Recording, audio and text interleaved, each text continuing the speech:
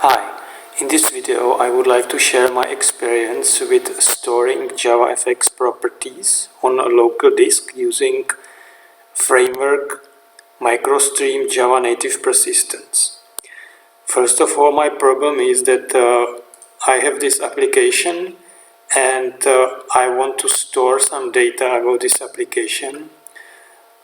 Especially I have data about small running applications inside, and I also want to store data about the desktops, and I want to store data about shortcuts. When I create shortcuts, I want to store them, their names and positions,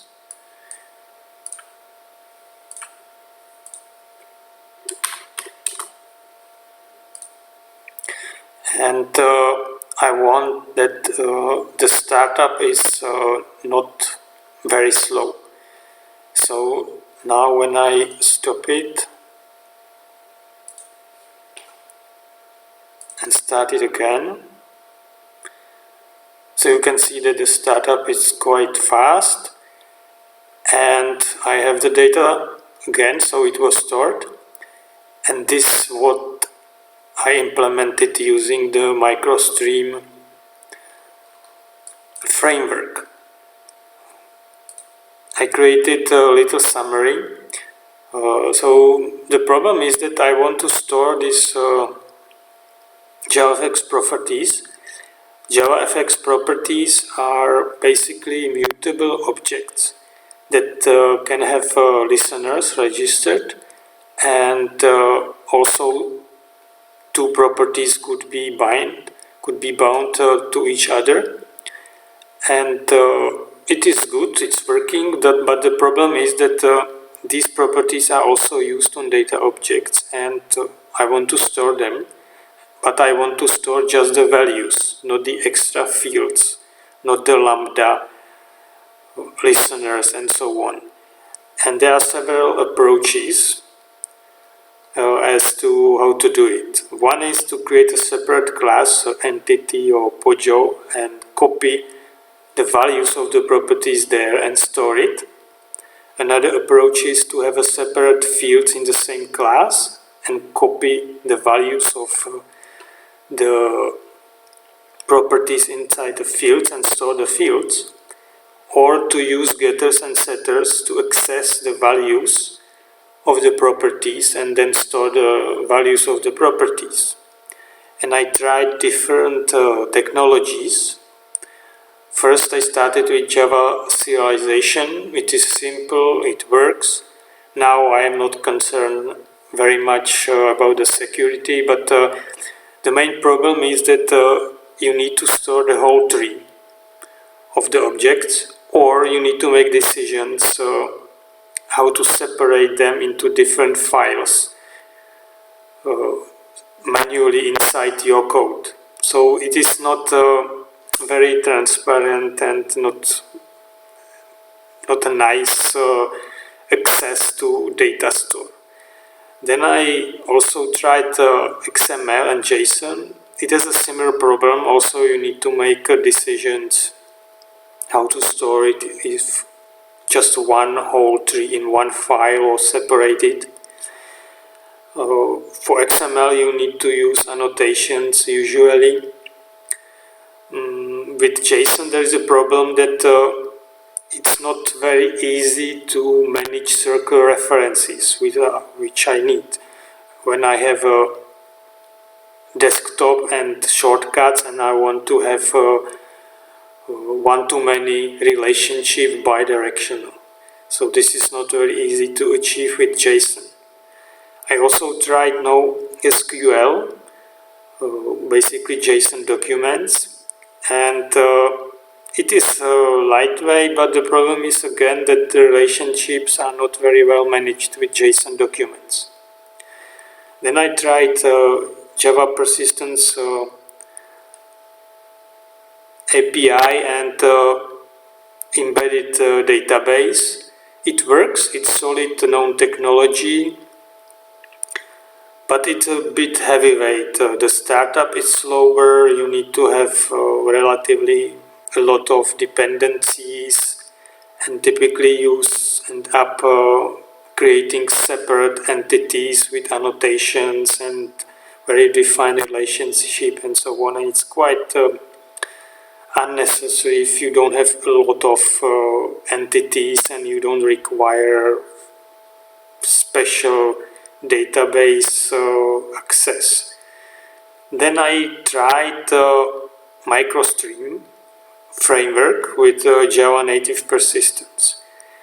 It basically feels like serialization because you store your object as a graph. You don't use getters and setters, the default constructor.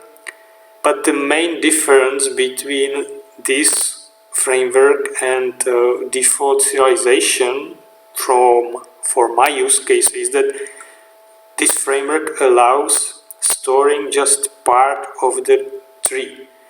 You have API and you can say that if you want to store everything or if you just want to update and store one object or list of objects, which I think is very nice. Then I will show you how I use it and how it is in the code. One thing before is that these are the dependencies. It has several jars for what I use: storage, embedded storage, persistence binary, persistence, and base. But one thing is that they don't use Java modules. You cannot see any module info here. And also they have split packages. These two packages have the same name. So you cannot simply use them if you have a modular project as I have. So you cannot require the package as automatic module, the jar as automatic module. So what I do is, as a workaround, is that I created a separate Maven module which does not have module info, which means that it is not named Java module, but it is automatic Java module. And this module can depend on these jars that are in unnamed module on ClassPass. So I require from my module this my automatic module, and this automatic module depends on this MicroStream framework. When I go to my GitHub, I have this module, which is the automatic module, which depends on the MicroStream framework, and I have this module which is Java module, and this module requires this data module.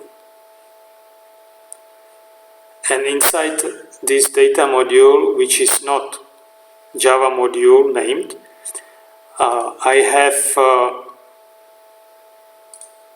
a wrapper, and this is a wrapper which wraps around embedded storage manager of the MicroStream framework. And here I create the storage manager using the factory. I put inside a root object, which is a root of my object graph that I store, because what they require is that when you have a graph of objects, you need to have one entry point, one root, which is a POJO object that starts everything. And then I have a directory where to store the database. And then I call several methods. There are more methods, but these are the most important one: to store the whole root, to store object, and to shut down. The shutdown, as they write, is not necessary. but I use it. Then I have the data classes. This is the root. It basically has just list of my classes that I want to store as objects, the desktops, and some information about the applications running, and that's all. Then I have the classes that I want to store. They are basically POJOs. I show just the desktop, and inside the desktop all the JavaFX properties are transient. They are not stored using the framework. And for the properties that I want to store, I have a separate value, separate fields. These two are just properties, and these are for observable list.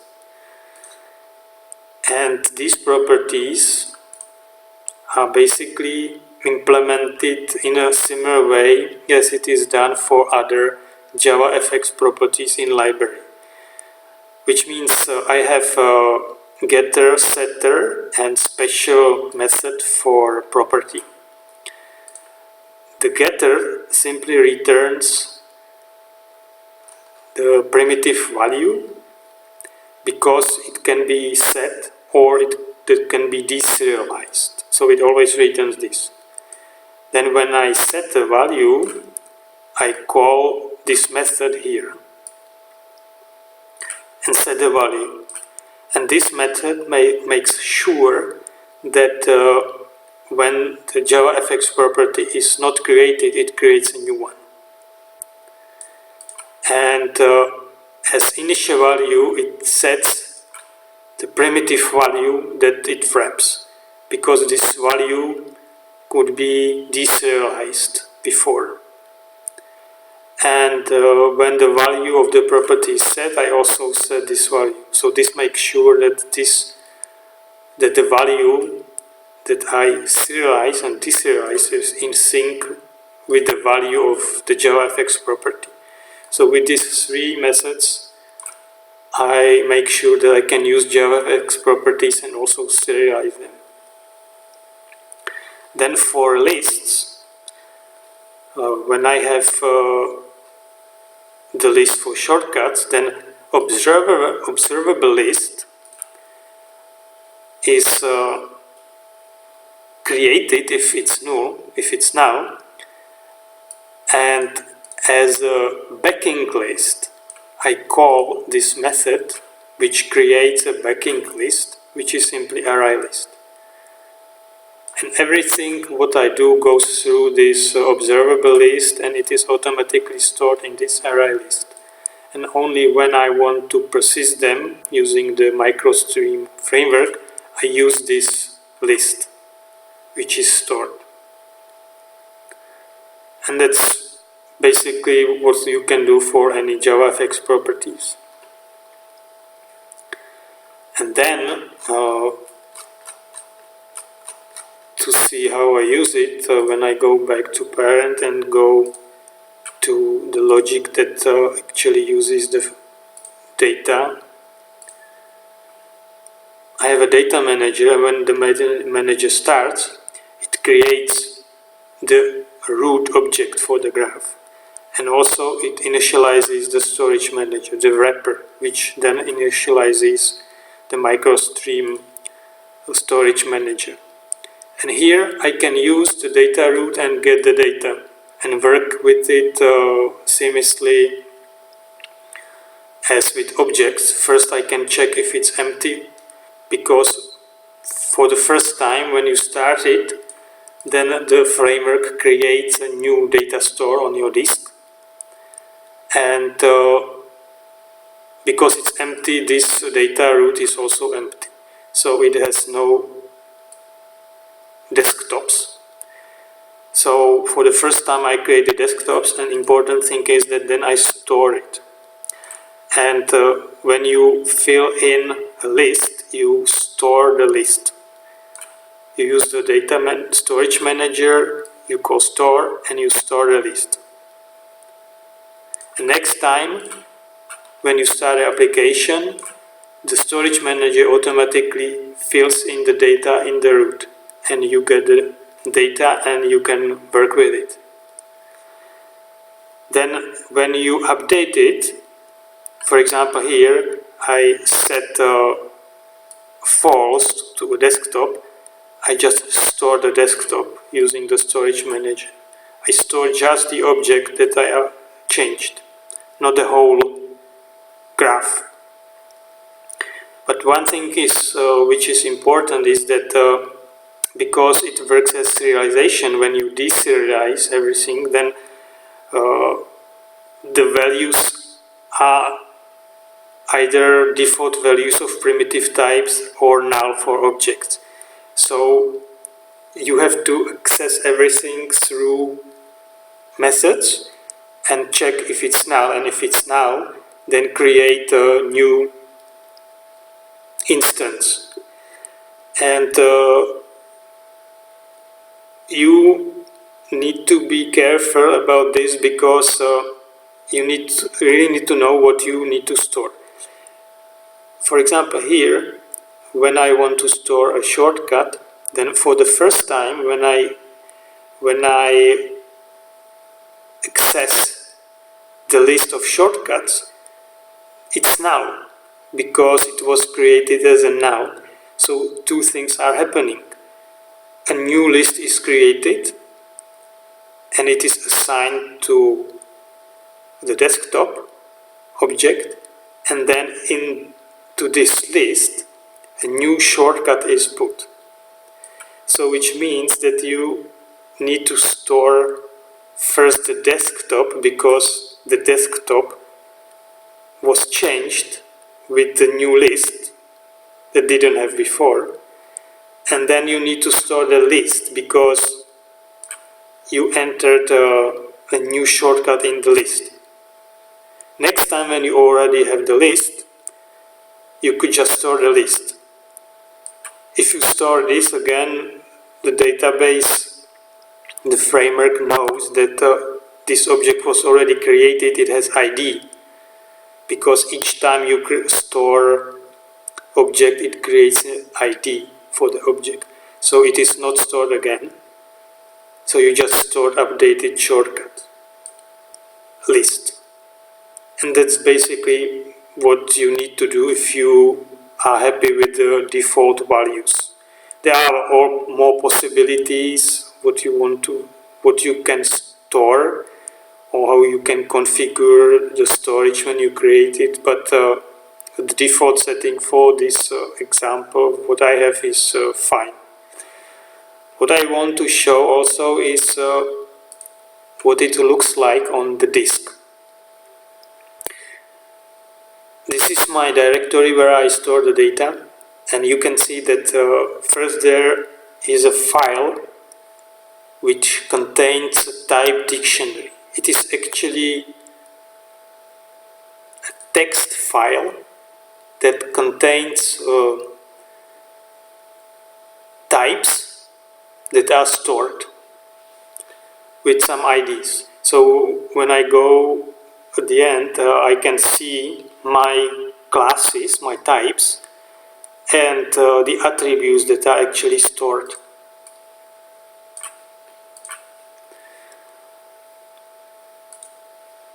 And here in this channel you have the actual data. These are binary files and these are transactions.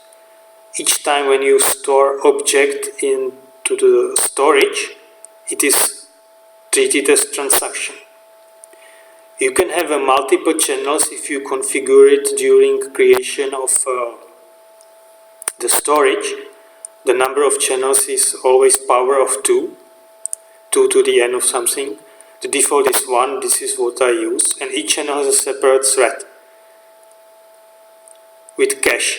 So you can, if you want to fine-tune performance or something, you can use a different number of threads that you set during the configuration.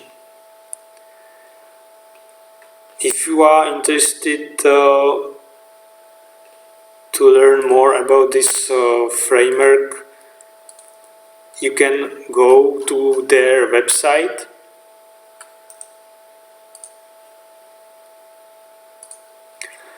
You can find quite a lot of information about it. What I mainly read was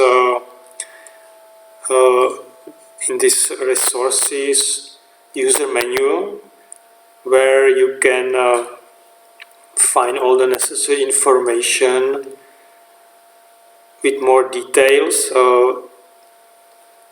When you look at the license, my understanding is that it is open source and commercially friendly if you follow the instructions in the license.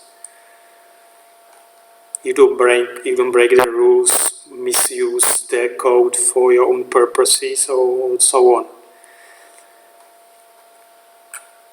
There is also Javadoc if you want to know more about the API, but a lot of or you can find comments on some parts, but some parts are just generated, so it requires some more deep understanding and studying if you want to know all the details that you can use. Okay, so just concluded. I tried this framework with JavaFX properties to store it on local disk, and I think that it is very interesting framework and approach for storing data, especially if you want to work with Java objects, with graph. You want to access objects just Java API. You don't want or need a different approach like SQL or another query language, and it is really seamless and does not require a lot of work and dependencies to work with for storing your data. Okay, so that's all what I wanted to show in this video about JavaFX property storing with MicroStream Java-Native Persistence. Thank you for watching, and bye.